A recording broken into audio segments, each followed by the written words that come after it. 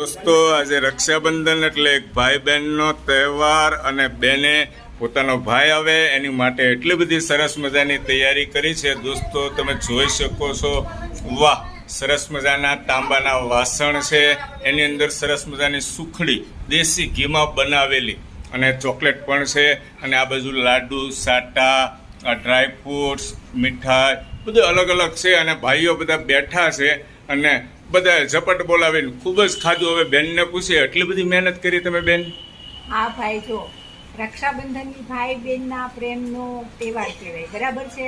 તો આ રેડીમેડ મીઠાઈ તો બજારમાં આવે છે, જેના કારણે ગળામાં તે બધા પ્રોબ્લેમ્સ થાય છે. બરાબર. એના કારણે મેં મારા જાતે બનાવી છે, દેશી ઘીમાં સુખડી બનાવી. વાહ ભાઈ વાહ. મારી એવી નમ્ર અપીલ છે કે દરેક બહેનોને પોતાના જાતે બનાવવાની, બજારમાંથી લાવે તો ઠીક છે, પણ જાતે બનાવેલી ભાઈએ વધારે પસંદ કરી છે. બરાબર છે. બજારમાં